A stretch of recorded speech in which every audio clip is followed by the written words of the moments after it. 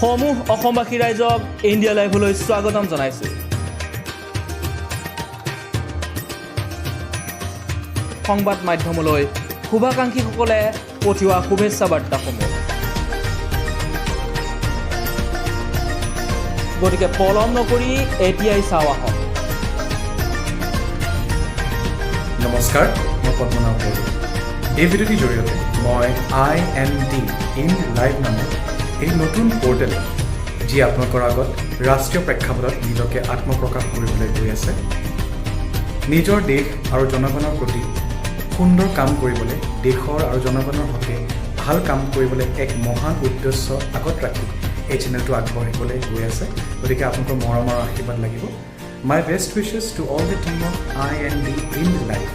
আপোনালোকে যাতে আগুৱাই যাওক, ভাল ভাল কাম কৰক দেশৰ হকে।